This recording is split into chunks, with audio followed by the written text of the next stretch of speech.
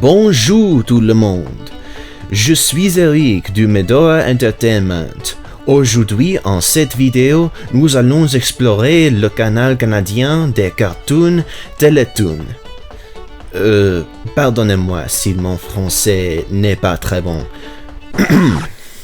I only picked up French recently, so I might have made a few mistakes there.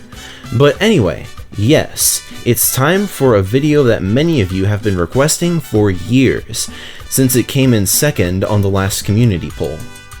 And after so much mourning following Noggins and HBO Kids' demises, I'm glad we can all take a break from the... What? Teletoon no longer exists? Ah, mon Dieu. Yes, I'm afraid it's time to look at yet another lost brand. The channel technically does still exist, just no longer under a unique name. We'll get to that. But as far as the name Teletoon goes, it's been gone for almost a year now. A lot of you alerted me of its demise when it happened, but because I didn't grow up with Teletoon, as I'm from the US, I didn't see it as a high priority. However, so many of you were distraught at its demise, I knew I had to do a video about it at some point. Honestly, I was expecting it to come in first place on the last community poll. But nonetheless, it is now the time for Teletoon. My Canadian viewers, this one's for you. Allons-y! Teletoon, or at least the English version of the channel, launched on October 17th, 1997. It was originally going to be named Fun TV, but that name was denied by the CRTC, Canada's equivalent to the FCC, probably because there was already a music channel in Canada of the same name.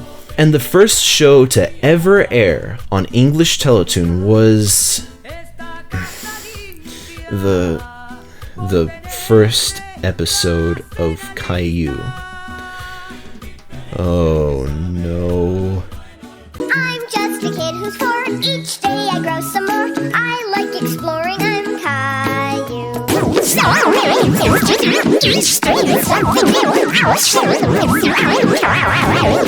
Not off to a great start in the slightest.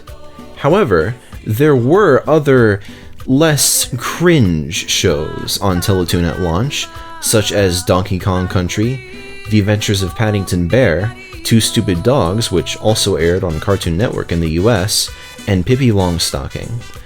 Now, I say the English version of Teletoon launched in October 1997 because the French version, Télétoon, with acute accents over the E's, had launched over a month earlier on September 8th. At this time, Télétoon was airing the same stuff as English Teletoon, just dubbed in French. Now, something that Teletoon had to do as part of its license was to have at least 40% of the shows it aired be local Canadian-produced shows, and over the following years, it increased that number, and by 2002, 60% of its shows were Canadian. I'd also like to point out the logo they used during this time. It's such a good design.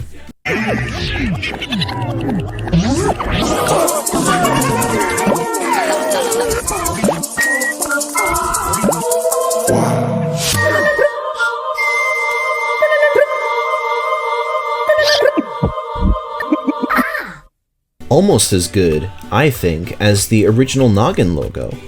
Much like the original Noggin logo, it was used for a lot of creative bumpers until it was sadly changed in 2007. When Teletoon first hit the waves, it was owned by 4 sets of companies. The Family Channel / Astral Media with a 53.3% share, YTV Canada with a 26.7% share, Cinar with a 10% share, and Nelvana also with a 10% share. In 2000, however, Western International Communications, who was part of the 53.3% owned by the Family Channel and Astral Media, sold its share to Chorus Entertainment, which had recently been spun off from Shaw Communications, which was behind the 26.7% YTV share. Then, in the same year, Chorus acquired Nelvana, which by default gave them Nelvana's 10% share. However, the CRTC didn't like this, so Chorus sold their share to Astral Media. By the middle of the 2000s, Astral Media and Chorus Entertainment each owned 40% of Teletoon, and Cinar 20%. But then, in 2006, Cinar divided its share evenly amongst Chorus and Astral, leading to Astral Media and Chorus Entertainment being 50-50 stakeholders in Teletoon by 2008. Then, in 2013, Chorus bought Astral's share, leaving Chorus Entertainment as the sole owner of the network. In early 2023, it was announced that Teletoon will be rebranded as Cartoon Network Canada. The thing is, Canada already had a Cartoon Network channel that had been running since 2012. So why did they feel the need to do this? Well, according to Chorus Entertainment, it was to, quote-unquote, shake up their kids and family offerings in Canada. I still don't understand. They could have and should have kept the existing Cartoon Network in Canada and left Teletoon alone. But for some convoluted reason, that didn't happen.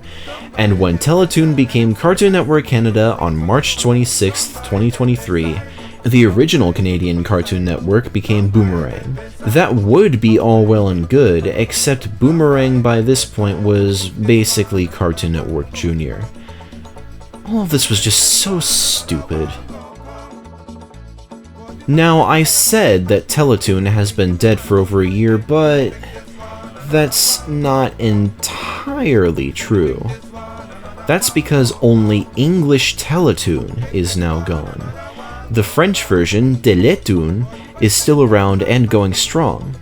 Not to mention, there is also a streaming service called Teletoon Plus, which launched in 2022 and is still around to this day under the Teletoon brand. So technically, the Teletoon brand is still around. But since 2023, the original English Teletoon channel that many of my Canadian viewers grew up with is now gone. So Anglophone kids in Canada are now without a Teletoon TV channel, while Francophone kids still get to enjoy Télétoon. Ils ont de la chance. My heart goes out to all my Canadian viewers who grew up with the original Teletoon. Let me know in the comments, did you catch English Teletoon before it went away? What do you think Chorus could have done instead of the big rebranding? Bon, merci pour votre présence et comme toujours, ne bougez pas.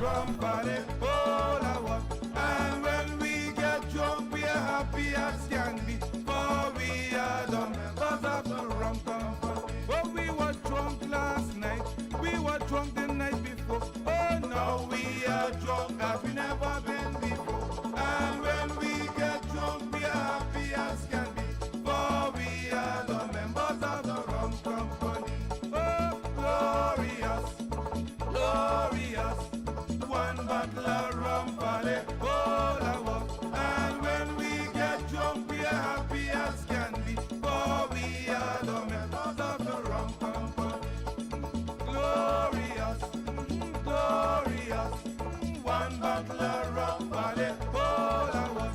And when we get drunk,